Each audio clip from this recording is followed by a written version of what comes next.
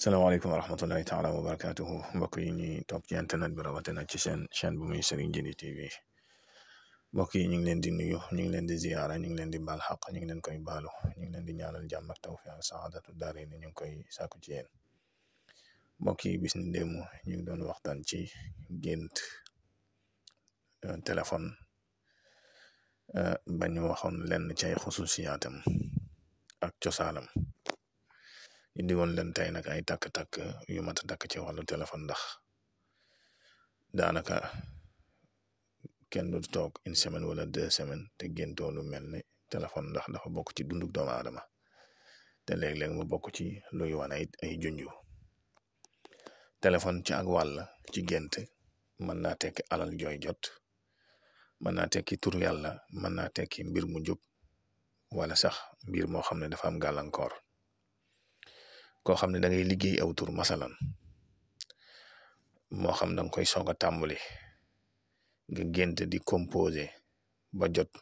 ñaare dana tekk tur wu mat bu dee safaan ba nga xam ne tur wu manqué la ba tey bu fekkoon na koo xam ne day ñaan lu mel ne aajo moo xam xalwata wala rayaada wala lu mel noonu mu gént kilifa ak àddina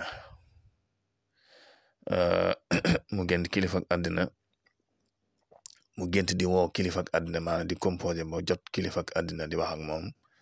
loolu ñaare dana doon màndargam ijaaba dana tekki ñaan gu nangu bu fekkee kilifa ko woo moo xam kilifa ak sëriñ la wala kilifa ak àddina la ba tey benn la rawaane tur yàlla ñaare dana def loolu dana la feeñoo kilifa bu dee ñaara bu dee alal ju ñëw wala wërsëgu yaatu mën naa nekk kilifa ak àddina bu dee wàllu baatin wala lu mu la war a wax mën naa nekk kilifa ak diine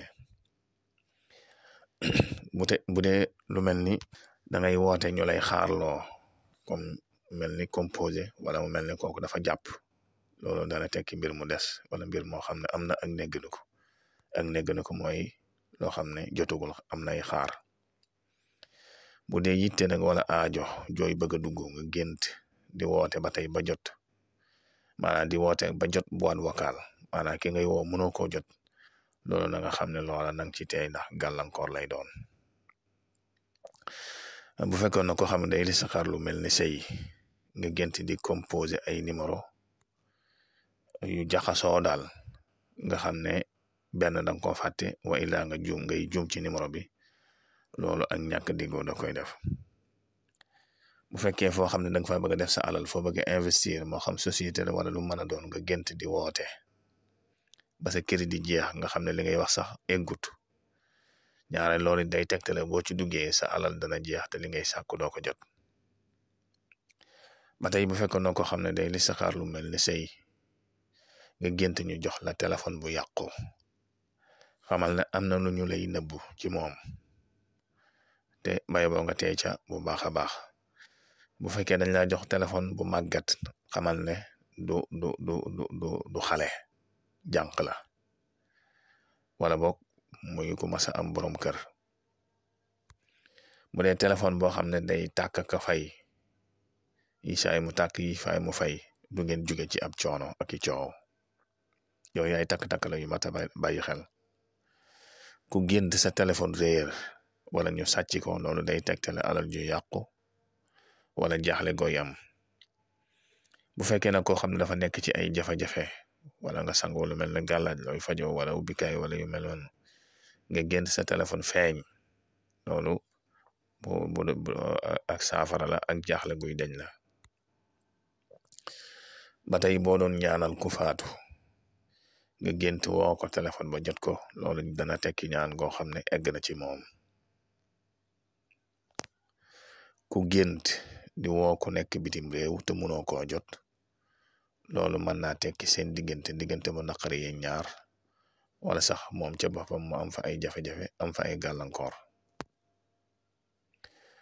bu fekkee koo xam ne dafa tëdd feebar nag